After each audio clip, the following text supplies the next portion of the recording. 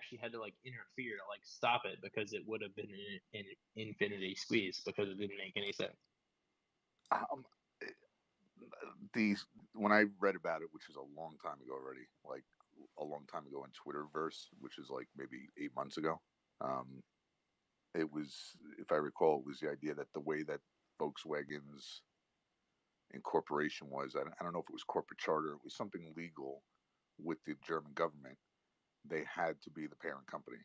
So Porsche basically did these finances where they lent VW money, they took back stocks, and they did it enough times to the point where they actually owned essentially the entire float. And always said, "Oh no, don't worry. Whenever you have the money, you just buy back the shares." But they really didn't have intention of doing that. They were trying to do a corporate takeover. The reason why you have what's called VW Group now is because of that. So VW Group owning Porsche, VW, Audi, Bentley, Lamborghini. I forgot the name of the car company in Europe that they don't import here, but it's something with an S, I think.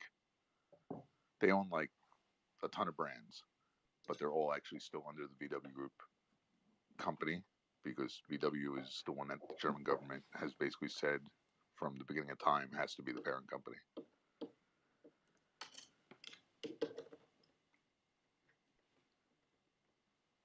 Yeah, that sounds plausible. I'm tweeting right now.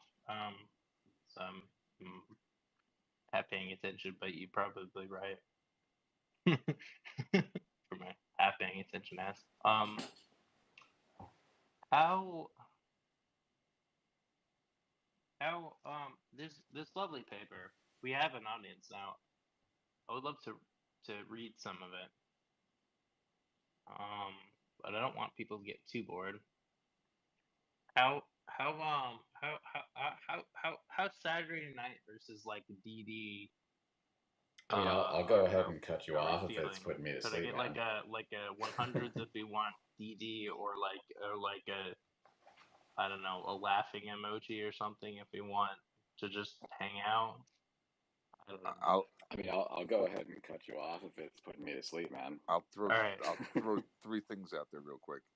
Somebody just no, I wasn't cutting you off. It was something I really wanted to read. You're fine. So somebody just DM'd me, what is DD? So DD is due diligence. I don't know if that gauges what the audience is up for, but a question related nonetheless. The other thing is DD is due diligence. It's also sometimes bastardized as deep dive, and it does kind of make. Usually, when people use it, they kind of mean it as some kind of mixture of both. It's almost taken on its own meaning. My personal opinion. And 2 other things. Average Ape just sent me something that I think he wants to share and mention. And then also, I just sent an invite up to or out to the Kid Returns if he can accept. I kind of wanted to talk to him if he wants to. But yeah, let's do some DD. I'm not seeing I see Kid in the chat. I'm inviting him to speak, but he has to accept if he wants to come up. Yeah. All right, so there's this paper from 2009. It's from a James Curtin, who I admire deeply, and I think that he has great ideas that are per retail, and you can do your own DD on this guy. He certainly has his finance connections. He has the CIA connections. He has a lot of connections and stuff. So you do your own DD on this author.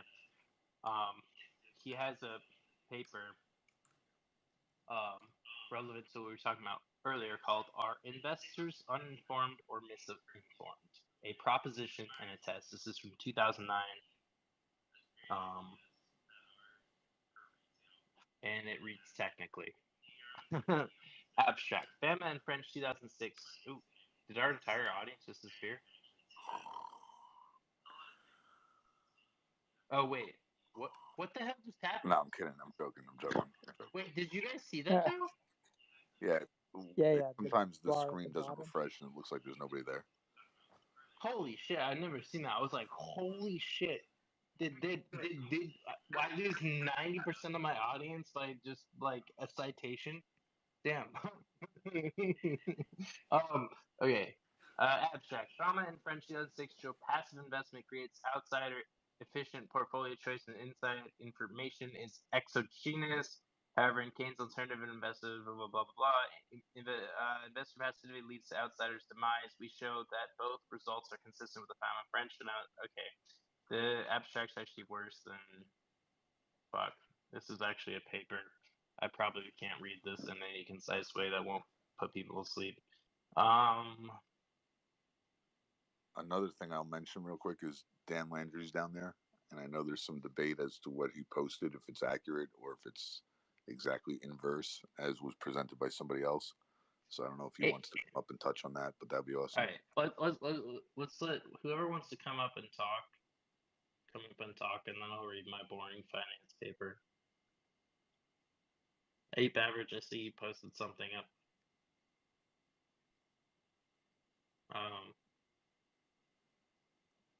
Yeah, I'm not seeing any requests, so if anybody's requesting to come up, or else I'll just keep on bullshitting because I got a deep mine of a really dry DD. I got a 100 from Ape Average. Does that 100 mean keep going with my dry DD, or does it mean you want to say something? Okay. Introductions. Chapter 1. The theory of finance is based on implicit moral underpinnings. We forget this at our risk. How inside information influences portfolio choice in liberalized financial markets is the focus of this article. It extends the result due to Fama and French 2006. That's explained a bit later. These authors show that after removing one of the CAPM assumptions, the assumption that all investors have equal information, outsiders, investors who possess incomplete information, will ultimately hold the same efficient portfolios chosen by insiders. That's a complicated sentence. What does it mean? It means with that accurate information, you'd make the same decisions as an insider. Yes. You make as good of decisions, and actually, even with incomplete information, you make just as good at decisions. That is, retail investors make just as good of decisions about what stocks to buy, right? As an insider. Exactly right. Suppose as Fama French was the first kind of paper about this from 2006, assumes insiders provide outsiders with no information. Insiders provide outsiders with no information. Outsiders, by repeatedly choosing the market portfolio, will ultimately hold a portfolio arbitrarily close to insiders' optimum portfolio. In this case, outsiders need not expend significant resources in a search for the optimal portfolio. They simply need to hold the market as they might do, for example, by purchasing shares of an index fund. In what follows, we make a transition from this benign, investor-friendly market environment of Farmer French 2006 to a more chaotic, investor-unfriendly market of Keynes 2004 and 2000. In Keynes' model, passivity is a costly mistake. We show that the Keynes results depend not on a different theory, but upon a difference in the process by which inside information is shaped. In the following empirical analysis, we produce market-based evidence that both Fama French and Keynes markets exist and are both consistent with the liberalized economy tag that has become the global standard. So the way economists write, they look at because it's so like quantitative and mathematical, they look at different markets and stuff. So I'll try and skim over this next. I'll probably just skip this next paragraph because it talks about, he looks at Thailand, Germany, blah blah blah. Like he looks at all these different markets. He looks at Germany, Mexico, Thailand, Turkey, the United States, and he compares.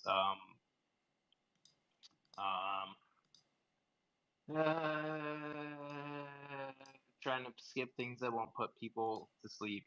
Okay. Here's how long is this thing?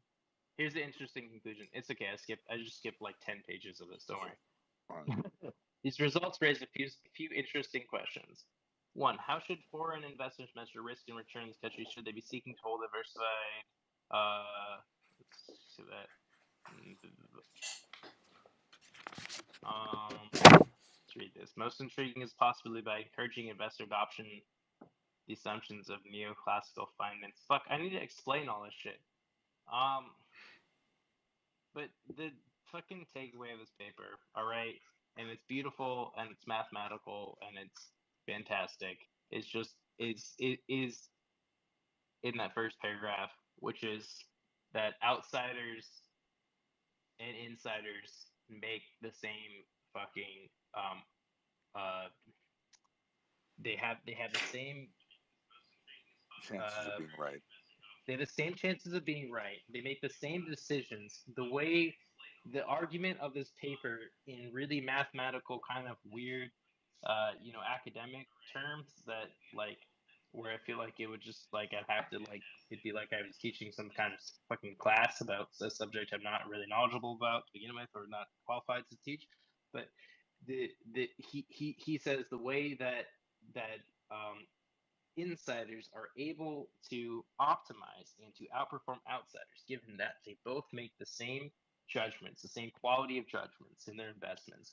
They is through a cycle of misinformation, basically a pumping of information, of misinformation, of this is going up now, this is going down now, that lets them be able to to get ahead of them by manufacturing.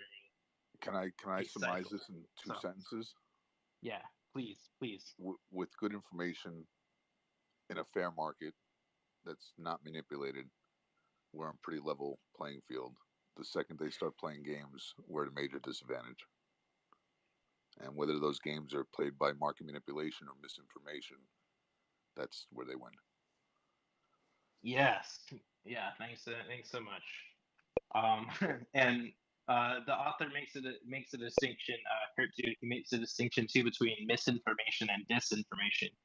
And he says disinformation is information that is misinterpreted. Like you don't have enough understanding of the market to understand it.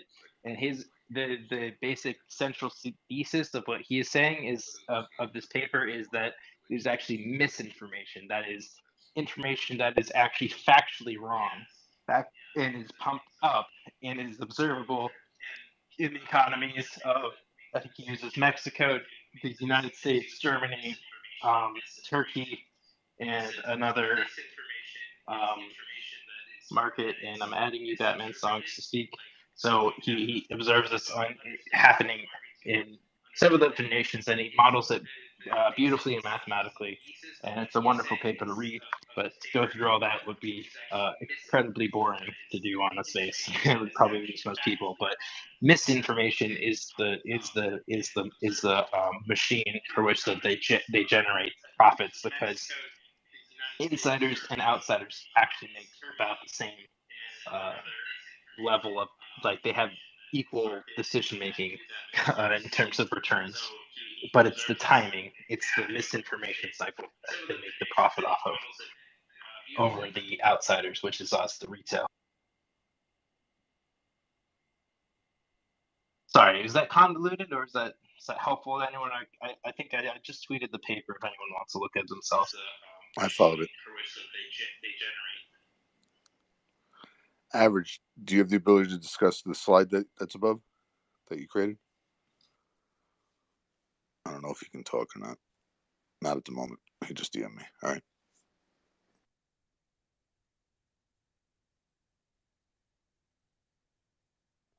Yeah, see, Batman Stonks, you wanted to speak. I tried to add you. And Average Ape just told me he's charging his headphones, so once they're charged, he'll be able to. Yeah, I think a couple of people must be having connection problems, or maybe it's on my end or something, because I added a bunch of people, but they're not up here. Yeah. What's up? Hey, Batman. I'm trying to. Usually, I told people I'm avoiding space calls, typically at night. Yeah, I thought you were doing no more, only AM. Oh. It's AM somewhere. I didn't mean to cut you off. Go ahead, Batman. I didn't literally mean don't talk at night.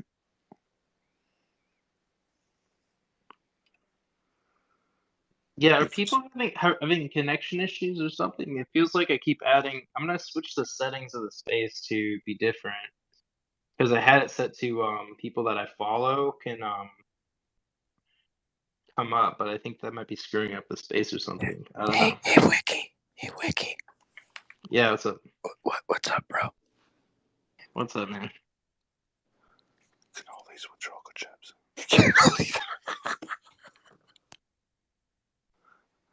So if you want, I can discuss that. That's a light topic. Cannolis. That's blasphemous. That is blasphemous, my friend. I've said it before, and I'll say it again. 1,000% agree. So I actually did a poll on it yesterday, and I think 65%. I'd have to look, but I think it was around 60 or 65% of people said chocolate chips and cannolis is their preference, and roughly 35% said without. And then one person from Sicily gave like the absolute perfect answer to the point where I was like, I'm just gonna book a flight right now. Basically, as far as the cheese and the actual filling, and then also the idea of crushed pistachios or what belong on the ends of cannolis, and there should be no chocolate chips in cannolis, and I agree. They put chocolate chips in cannolis to try to market cannolis to more people. That's the only reason why it happened. It kills me. So the chocolate chips do not add to the quality of the cannolis. In fact, diminishes it, in my opinion. Like 100%. tremendously They do diminishes not. it. They do not belong on a cannoli. I may be a purist, but I have some standards here. Yeah. Like it's not acceptable. Yeah, I agree. I feel like it was literally like, hey, we're not selling enough cannolis. Let's throw some chocolate chips in. Maybe some more people will buy them. And now, there's a whole 65% of people prefer chocolate chips and cannolis. And I'm like, they've trained the people, and now there's no such thing as a cannoli. Now there's a chocolate chip cannoli and no regular cannoli anymore. And they actually refer to a regular cannoli as a cannoli that has chocolate chips in it, which to me is like you go to a restaurant, you see a cannoli as a dessert option. You have to ask, does it have chocolate chips? And if it does, it's like, I'm not ordering it. Just out of principle. Either that or I'm just Truly, I think you guys are truly borderline dark time. psychopaths. The only thing that's worse than chocolate chips in a cannoli is chocolate chips in the cannoli and then the cannoli itself dipped in chocolate. That's like, I want to like scream. I take my cannolis kind of seriously. But that should be my I'm starting to wonder how I got here. How you got here? How much I've of that been piece of I've been wondering. of shit I've been about wondering how I got here for a very long time, and I don't. No one's been able to adequately answer that for me. But if anyone has any input, please feel free to DM me. That'd be great. As to how the chocolate chips got in the cannolis? Is that the question? No, If you hand me a No, cannoli just without ask- chocolate chips, I'm gonna throw it at your forehead. Can I offend everybody? I was I don't know more what a cannoli is. What's a I was cannoli? being more existential. That's probably the Dave. same Like, person that why DM'd am me I what's here? DD. I gotta tell you. Who just asked what a cannoli is? I think Wiki. average. I think is average. It doesn't sound like average. You ever seen No, I Kindergarten think Cop? average as You ever seen to Kindergarten what a Cop? cannoli is. What's a cannoli? It sounds like a Boys have a pizza? cannoli, girls have a vagina. You know what I have a Did big we really problem just with? go there? It's like it's not even midnight yet, guys. Oh no, actually it's after midnight. All right. It is, and someone just asked me what limoncello was, so we're getting way off course here, but I'll roll with it. The cannoli has to be fresh. Okay, you can't have a cannoli pre-made sitting in the display case. Okay, it gets soggy. You see, I actually like when the cannoli itself, the shell is not too crunchy, like just a little bit of flex before it crunches.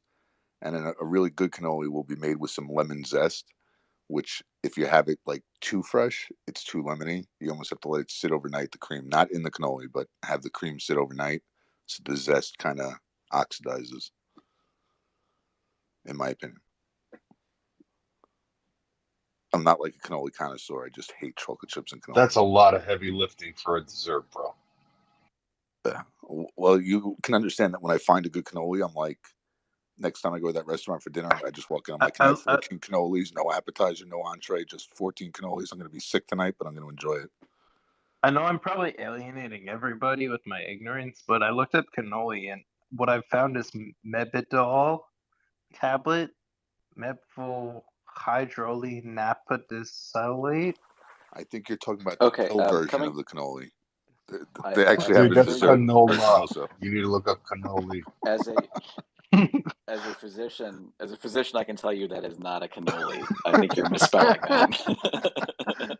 What's a cannoli? Is that like I don't even want to say. I'm just gonna dig my own grave. What's a It's like cannoli? it's like a tube for. I'm gonna really oversimplify it. It's like a tube of pastry that's fried and then stuffed with a cream, and the cream is also debatable what it can be. And then whether or not there's chocolate chips in it, whether or not it's got powdered sugar, whether or not it's dipped in chocolate, whether or not it's got pistachio at the end, whether or not it's got what are those little like jelly things? That's my pickup line, by the way. The cream is debatable what it can be. Well, because some people put custard, which is like the easy way out, but it's not really cannoli. There's different recipes for the cream. It's almost like red wine, right? They're all red wines, but there's different red wines. I got a message saying the best cannolis. Let's see. Brooklyn. Ricotta cheese cannolis are the best. Ricotta. This is not my own opinion, but someone messaged me that. This is why I didn't want to say ricotta, because I didn't want to start having an argument about how to pronounce it. Because I do it some justice, but there's people who do it much more justice than I do. I wasn't even going to go there. I knew better, man. That's why. But thank you. Cream, Thank you for I'm going to call it cream. I'm going to call it cream. I'm going to call it cream. And then he said the word. Thank you for taking that one. I took that bullet. Amigo. Thank you. I need like an Italian baker in here that can do this justice. And we actually had somebody the other day, and that's kind of what prompted the cannoli conversation originally. Aren't there different types of cannolis, though? I mean, isn't just chocolate chips the one variant or whatever of cannoli? I think you can make them a couple different ways. So, chocolate chips in a cannoli, in my opinion, shouldn't be called a cannoli anymore. That's the point. Like, it's like saying, can you have... But isn't the cannoli just a shell? Not to my understanding. No, because they're called cannoli shells. Otherwise, it would be a cannoli with cream if the shell was the actual cannoli. That's just me using logic to get through it. Okay, but is it so do you prefer bite-sized cannolis, or do you prefer the larger cannolis where you have the standard like 4-inch cannoli, 6-inch cannoli, whatever it is? That's also another thing. How much cream should be on the outside of the cannoli? At what price is a cannoli overpriced? $8. $8 What? You're crazy. Unless it's like the best cannoli ever. But David, can I ask you when's the last time you measured your cannoli? Yeah, what's a good size? What's like an average cannoli size? Roughly. I'm asking for a friend. I'm really asking for a friend. Roughly how much cream, should this you? Is why I was just cannoli... trying to focus on the chocolate chip. Do you see? Do you see why I was trying to limit the dialogue to chocolate chips or no chocolate chips? Is the cannoli generally straight, or if it has a curve, should you? It probably wasn't fried properly if it has a curve, and it was probably like what do they call that? Irregular cannoli shell that just got sold on like the secondary. So at what point should you see a cannoli expert about the if it should you go to when it starts leaking stuff. When it starts leaking stuff, especially colorful mucus and shit, you definitely want to go see an expert if your cannoli's got some. If you put the cannoli in water and it stays rigid for more than 6 hours, you should definitely see a cannoli expert. You just lost 6 hours. four people out of your chat, by the way. This is what I call the cannoli filter. If you can make it through this, you get to the real valuable DD. I'm being told the national average is 5.5 inches for cannolis. Is that in cold weather or warm weather? And it's unclear. I'll That's got to just be North America. refrigeration. I don't believe it. That's got to be. I think in cold weather, you really just want to, just a nice quick cannoli. In a long weather, in a warm weather, you have more time to savor the cannoli. Is that adjusted for inflation also? Damien asked me about the mini cannolis. Measurements. So there's like mini cannolis that like are an inch big, and a friend of mine was having a barbecue like 2 summers ago or 3 summers ago, and he had like probably what was a, I don't know, 2 foot by 2 foot huge cannoli. And then they give you like a whole bag of like these little 1-inch shells, and it's meant that you make your own cannoli, right? It's like little bite-sized cannolis, but you kind of make it yourself, whatever. At the end of the barbecue, there was still half of this thing left, and and there were no chocolate chips in it. Me being a cannoli person, I'm like, you know what? Far be it for that to go to waste, so I'll just sit there with a spoon and eat the cream. And I did. It was probably about a pound of cream. And I don't remember being that sick since then, but it was so enjoyable at the time. It was worth it. I stayed up for like 3 days between the sugar and the facility usage. It was quite an experience. Man, You ever there's see the so picture many of that fucking possum? jokes there, bro. What the fuck? What are you doing? There was like 3 things said right You now. I don't know can't what is leave advanced. that open, man. Like, I kind of got to the point of the story. It was very enjoyable, and I still like cannoli. So even with all of yeah, that, man. It's like a. Would you call it a cannoli bukkake? I'd probably take out the boo, but yeah. You guys want to talk Stop about that. that crypto, the crypto thing from Average? Since you can't talk, I'll talk about it. Because I've been I noticed that shit too. No pun intended. Well, yeah, I what mean, is it? his chart's pretty self-explanatory. Okay. Yeah. What? We do seem to move. We do seem to run behind crypto. It front runs us, and we also run inversely to it. So big ass dumps in crypto usually mean good things for us.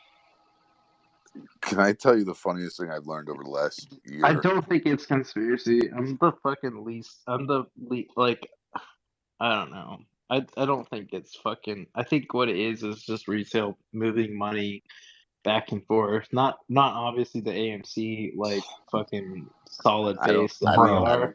bro, I don't think that's retail retail. doesn't have $1 trillion, bro. Right. To move over a 7-day period. Crypto. Manimal, you have Is it to. $1 trillion? Manimal, Is you it $1 have to trillion? clarify. I will stand corrected. Manimal, you have to clarify. You have to say retail doesn't have $1 trillion yet. Thank you. I mean, Good point. retail doesn't have $1 trillion, like a free accessible liquidity specifically in crypto, moving it across multiple days without suffering catastrophic losses. Okay, Fair. that's Between fair. That's a much more complete sentence. I like that one better. how much buying power do you think retail has? I mean, they probably have that much, $20, but like not that's not to I don't have mention an like answer. across a bajillion different things. Like they're moving, dude. They literally have sucked out almost $1 trillion of total market cap from crypto over the last week and a half, man. Like that's $1,000 billion. That's a fucking insane amount of money. Like regular people aren't doing that. Someone needs That's like money. $100,000. This is literally what happened at the end of April, early May with when the crypto apocalypse hit.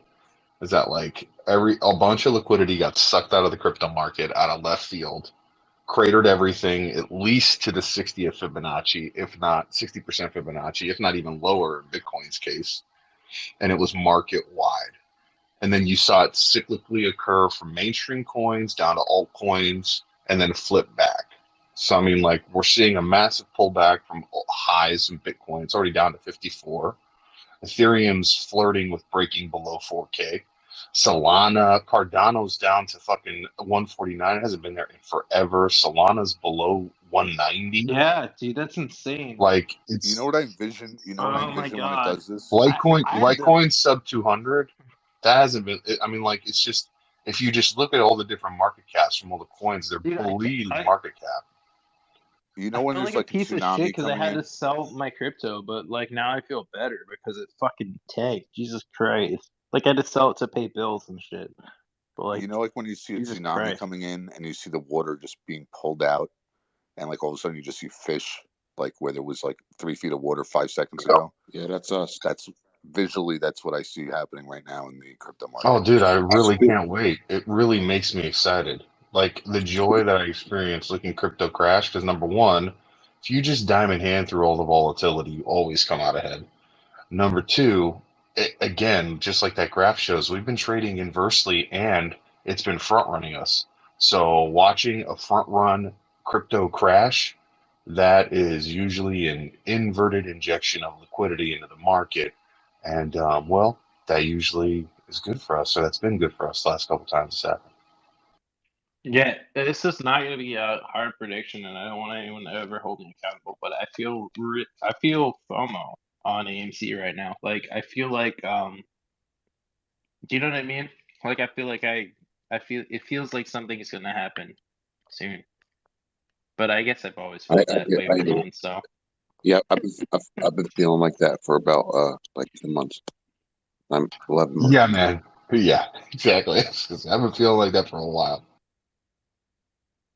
You guys see the Omicron that's coin? what I said. My You know, parents like what that, it is. like that feeling before your cream comes out of your cannoli, but you just can't quite get there.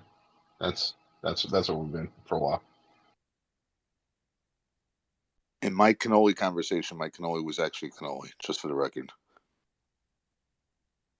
Yeah, man, totally, guys- for sure, totally believe that. Well, you What's up? can only speak to what you know. Once again, the joke was you can only speak to what you know. I know I don't like chocolate chips in my cannoli. And for a third time, that was good. God damn it! Have you guys talked about the no volume over the last week and a half and how tasty No, but it is? we can, and then can we also touch on the idea that like the whole "don't buy because you're giving them money" is in my opinion absurd. It's ludicrous. It's Yeah, I heard about that. That's insanity. preposterous. What the hell?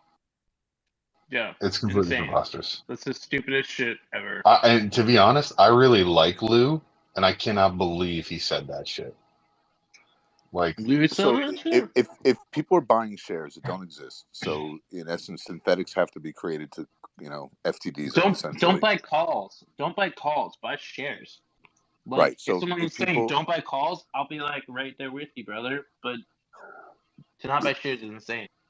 So the theory is that if you buy a share that doesn't exist, you're giving them money. They don't have to give you a share because they can't get a share because they don't exist. But they are creating a synthetic. So at the end of the day, yes, you're giving them money and they don't actually have to buy something right away to give it to you. But we already know that that's happening. That's been happening for a long ass time.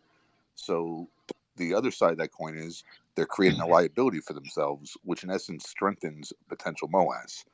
So I don't see why buying shares that don't exist through ways of synthetics is a bad thing. If anything, it strengthens, what we think is inevitable. exactly. And also, again, like this goes back to what we're talking about from the crypto, where it's like retail can't move $1 trillion. Retail is not moving this stock on a day-to-day basis on an $18 million fucking turnover rate, like a sub 10%, sub 5, 6, 7% turnover rate of 18 million volume, 22 million volume. Like that is not retail money. That's literally HFTs fucking playing with each other algorithmically. And then whatever institutional buys are coming, and then we're getting trickled around in the dark pools or whatever. And then maybe whoever's buying on lit exchange, which is such a small percent of people that like it's literally not enough for it to matter. Like it's just not. And again, that is my opinion. I have no proof of it, but I mean, just like statistically speaking, if you just think about it in terms of like how much money does retail have, how much they already have tied up, how many shares are they really moving on a day-to-day basis? There's no way. There's no way that us not buying, let alone the buying that we are doing, is what's going to shift this thing. What's going to shift this thing is grinding it to a halt like we have been, buying when we can, and just diamond gripping the living shit out of our shares while IV drops dramatically and fucks with their positions. Like that's what we need. Would it? Yeah. Whatever. It's the same fucking who's that fucking clown who was saying that like selling AMC is like buying pressure. Who's that clown? He's a Who said that? Selling the- AMC creates buying pressure? No. Well, Yeah, who his the fuck theory said was that? his theory No, who's that clown? This was like a week ago. This fucking Twitter moves quick. I'm an old man. I'm 24. I can't remember all this shit, but the guy, Trey and all of them came out against him, but Yeah, you're saying because Lou he said basically because we're buying that no gives them the money. No, he's talking about not Lou, Review not Lou, Dork. not Lou. You talking about Review Dork? Yeah, that motherfucker, dude. That dude literally saying like, "Yo, sell AMC, like sell your AMC, go make a bunch Scalp it. of money in the options market, and then buy more AMC. That'll cause buying pressure." Fucking most ridiculous thing ever. Like, yes, sell It's it not. It's to not that buy back at a low ridiculous. price. It's not that ridiculous if not for two variables in my mind. And this is just my opinion. I don't do options a ton, so I'm probably not the best one to ask. But just from my understanding, first and foremost is the idea of the capital gains taxes, depending on how long you've been holding already. So you have to profit a certain amount just to absorb the difference between what's pretty close for some people to becoming long-term capital gains versus short-term, just to break even. So Dude, that's the this first motherfucker deficit. doesn't even understand what capital gains was. So that's Dude, the first it's deficit. so much Then you simpler have than that. different. Then you have different skill levels. So not everybody's going to be able to do that efficiently and accurately, consistently to the point where they won't get hurt in the effort. So Yeah, the vast it's majority of taking kind people of will lose money. right. It's kind of taking an unnecessary risk unless you're really, really well versed in what you're doing. And even then, options traders will be the first ones to tell you they lose more and they win as far as occurrence, but they make more and they lose as far as dollar amount. And Yeah, because when you have no idea when this is going to pop off, do you really want to be in the middle of doing something like that and all of a sudden have it pop off? options are how I made the most money I've ever made in my life, and they were on options on AMC that were incredibly well timed and will only happen those kinds of gains probably I'm guessing you're once in my talking about entire $40 lifetime. calls Um, or earlier than that. no, earlier than that. Earlier than that, this was I wasn't even in AMC in January. I got in I got into like investing like in March, and then in May I think it was. And if I'm off on the timeline, like I don't know, whatever, Michelle, but like whatever. But I was moving and I bought calls because I was tracking all the news every day, and I was tracking the chart every day, and I just said right now, I want to put my entire portfolio into this fucking stock, which is not a lot of money, by the way. And so instead I went, okay, I'll go with options because it's kind of like the buying power of it. So I didn't even put my whole account in because I've generally just been a conservative investor. And You basically got lucky, is what you're saying. no, I didn't get lucky. I really calculated that one. And that was your first time buying options? Yeah, it spoiled me. It definitely did spoil me. I lost a lot of my gains. I lost a lot of my gains back, but I still kept most of it, which is great. But I definitely did lose the bottom bet because there's nobody supposed to see like, oh, the first time playing options you're seeing, like 20x multiples and your cash, like that fucks you up for life. Or I don't know, not me. Hopefully not for life, but I fucked me up for a while. I feel like that's the definition of lucky. Can I ask you guys something real quick? So I don't know anything about options. All right, I don't know anything about anything. I hold my fork with my whole fist when I eat. You know what I mean? So Don't fuck with options. Don't fuck with options. no, just saying. Opportunity is dead and gone. Someone explain this to me in a perfect world, very simply, right? And maybe we can discuss it. I don't know, but very simply, in a perfect world, right? If we hold a stock and we're long on it, someone made sense to me that if we were to buy the puts on it, right? Let's say that every single person that was long on the stock bought puts. They were explaining to me that the market makers would not let the price drop because they would take too much of a hit paying out the premium on the puts, so they would have to raise the price up.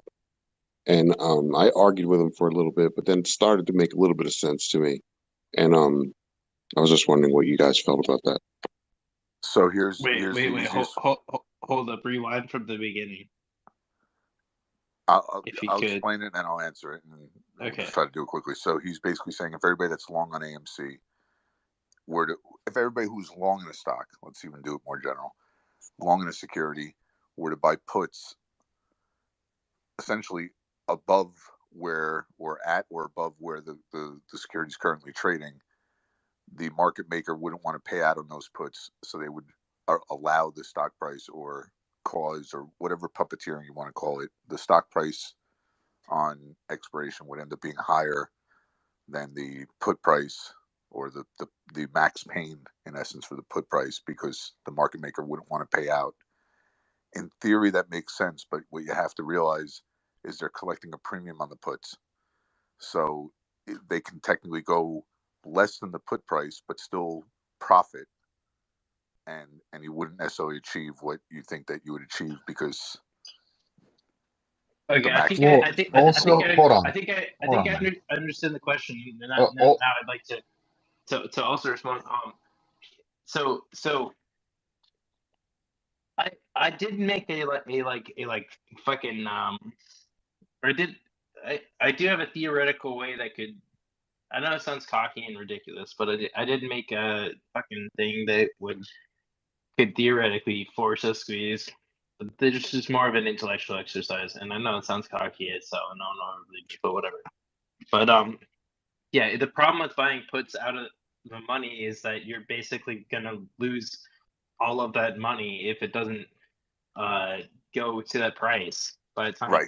He's saying he doesn't care if he loses the money that he's paying Right. in the premium, that it helps bring the stock price up. Yeah, so if you can convince everybody to do that, then yeah, the market makers are going to be looking at that. Now you have to remember that the market makers are a bunch of different people. We like to think of it as some kind of coordinated Illuminati effort, but it's really a bunch of different market players. A couple of very large ones like Citadel have been manipulating the fuck out of AMC and have been, have naked shorts, and they've been these synthetic shares that like do not exist, and that's the crux of the theory of the MOAS, right? Right. But not financial advice, your own due diligence, trust verified, not. make decisions you're comfortable with. Hot pockets. Thank you. But yeah, the problem with that is that it'd be very hard to convince a bunch of independent investors to say, hey guys, would you like to like lose money you're to manipulate, because that is manipulation of Yeah, the greater the thought though is that if you problem can with get it is that it's wrong. The market maker's responsibility is to maintain a net neutral position, not to move the stock up or down. So, like, what they would right, do is offset any massive any buying of puts that's issued. The market maker's job is to offset it, not to increase the price or put them out of the money or any other stuff. They make their money on the bid right, they're ask going to write the spreads. complement. Yeah, They're going to write the complement to that to yeah. net it out to zero. Exactly. So like it won't push the price up. What it'll do is they'll equalize it and just leave it exactly where it's at stagnated. At least ideally, that's So their function and how it would go. Yeah, and I don't I necessarily heard mean this. convince everyone in theory. to buy the Right. puts. I meant more of a situation where everyone just happened to buy Sell them. the puts. No, as a matter of Or fact, the sell way them, to or raise the sell them price, the way with that if the you wanted to intention to do exercise. well, if you really wanted to do an options like attempt to artificially increase the stock price, what you would do is you would have like a scaffolded entry and call options up to whatever number you want it to be at a high enough volume to create enough market hedging to initiate a gamma squeeze. I mean You'd have to Yes. actually that be would be a way to basically doing what actually, they do. yeah, Yes. that would be a Right. way Sort to of. instigate. That would Oh be a my way god. to instigate it. But like, But there's two things. So There's two wait. things. Yeah. but systematic put buying is just going to be offset.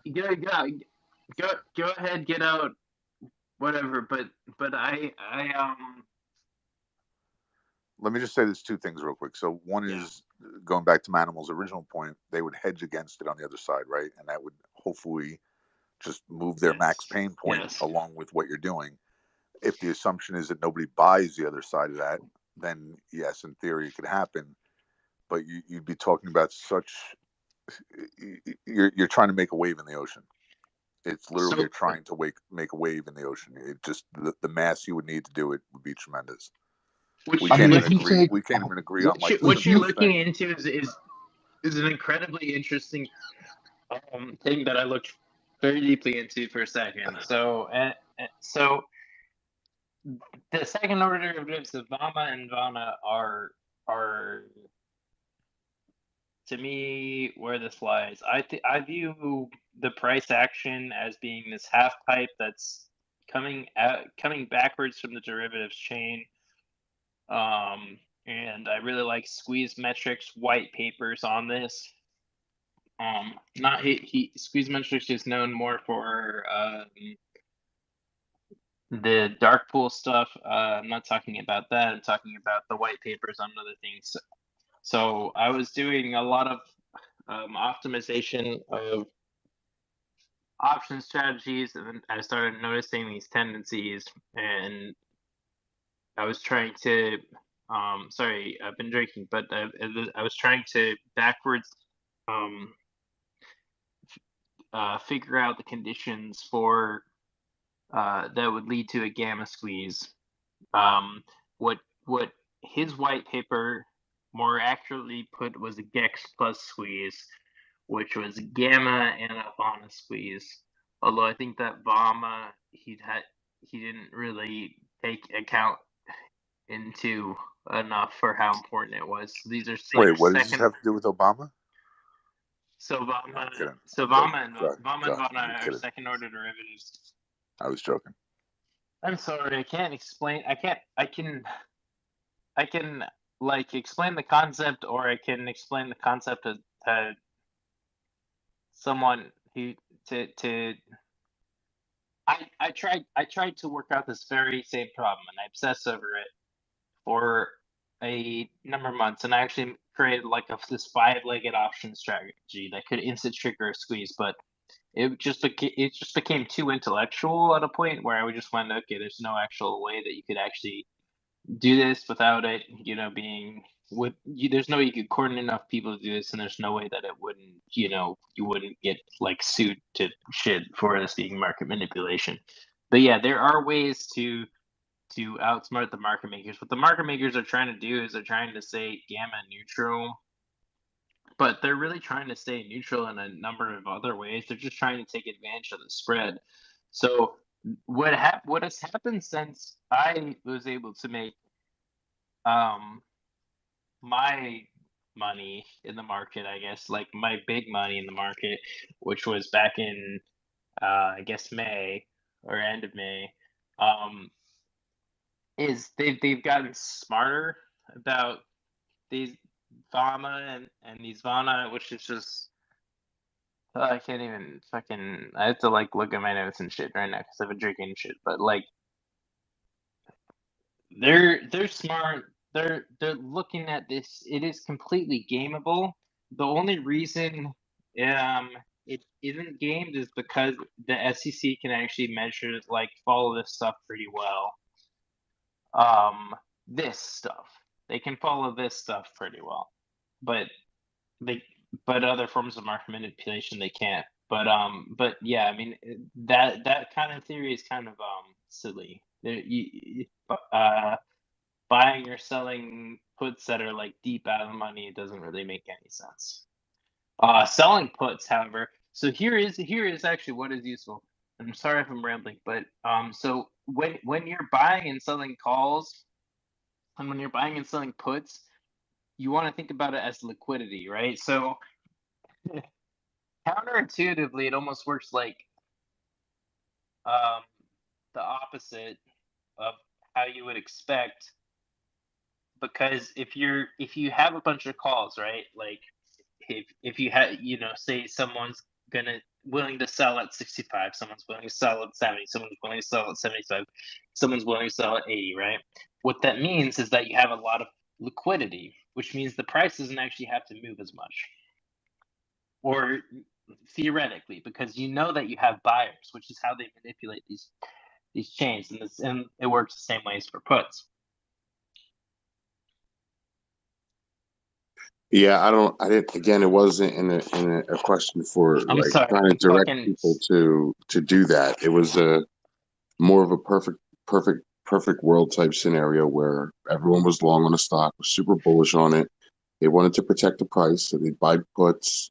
If they went in, if their puts went into money, they'd exercise and either accumulate the shares or cash them out, then put it back into the stock. I'm just trying to think yeah, of like a hedge fund, not like a single retail investor. I'm yeah, trying to think of a hedge fund yeah. who has another buddy Theoretically, who's a hedge I fund think who you're has right. billions and I billions think of dollars that you can actually yeah. move the shit. I think that selling puts would be. I think that eating up liquidity to the low side and expanding liquidity to top side. I'm poorly explaining how it happens, and I'm realizing I really can't right now. But you can in the options chain like provide a ton of liquidity, or sorry, It's just a you can conversation to get provide a people. lack of liquidity, which means that the price can move a lot more to the top side. You can provide a lot of liquidity to the downside, which means the price can't fluctuate that far to the downside. Sorry, there's someone who requested to speak, and I'm gonna sign off after this. But It's all I good. yeah, I just wanted to open up people's minds a I little bit. fucking did the mathematics of this shit. This is actually fucking really thought out, but yeah, you want to you want to think about it as liquidity. Low liquidity means large price fluctuations. That's how they're able to manipulate it. That's what Optimus has been talking about recently. That's what I was talking about 5 months ago. Not very good at presenting myself as all the time, but in the options chain, you can eat up liquidity to whichever direction that you want the price to swing. This doesn't actually reflect any long-term like price movements. It just means that you can fucking eat up eat up the liquidity. If there's high liquidity, then that means that less price fluctuation. So if you want to eat up liquidity to the downside, you can do that in the puts, and if you want to eat up liquidity to the call side, you can do that by buying a bunch of calls. So it's just another reason to not buy a bunch of calls. Also, I was someone made sense that it wouldn't make sense for us to have a significant move before a year's time because that's when we would technically go long on the stock. And until we're long on the stock, market makers will borrow them from people who are long and they'll lend them to us because in reality, anything less than a year is just like a blink of an eye to them. So we all might have like borrowed shares. And, it's just, I feel like this is the end game. Again, this is just conversation. I hold my fork with my whole hand when I eat my spaghetti. And I just want to reiterate one thing real quick, especially if there's people that are kind of less in the mix or here more recently than others. When people mention that we probably hold synthetics or fake shares or whatever verbiage you want to use, understand that's not our problem. That's the issuer of the synthetics problem. People when they hear those kind of statements, they tend to say, "Well, what do I do? Because if I have fake shares, and if this squeezes, then I won't have real shares." It's not. That's not an accurate statement. It's, in my opinion, it's literally we have whatever we have. We have a contract with our broker that we bought a share. What's going on behind the scenes? That's their problem. Oh, I agree, 100%. It says I own that amount, and I fully expect to own that amount. However, just trying to think a little differently, kind of like if I was a $1 trillion hedge fund manager instead of a piss poor retail buyer. That's all. Yeah, no problem. I just whenever I hear that topic, I always just try to throw that out No, there. I'm So with you, man. I feel like I do not hold synthetics. I feel like I hold an invoice, and I purchased this, and I'm waiting in line at the pickup exactly. window, and I want my shit, and that's about it. You can call your broker and you can see if the insurance policies I have. I switched my broker when I found out that that who was insuring my money was the same company, Goldman Sachs, that I just filed for a rehypothecation agreement. So I switched to a different broker. But you can call your broker and you can ask them very, very specifically about in the case that you do not have the actual shares that you are that you Just out of should hold. curiosity, who were you with and who are you with? Like who did you move from and to? If you don't mind answering, if you do, that's fine too. Okay, I'll say who I was with. I'm not gonna say who I'm with right now because security reasons. Fair. I was with TD Ameritrade. And yeah, there's a certain practice that they have that scares me.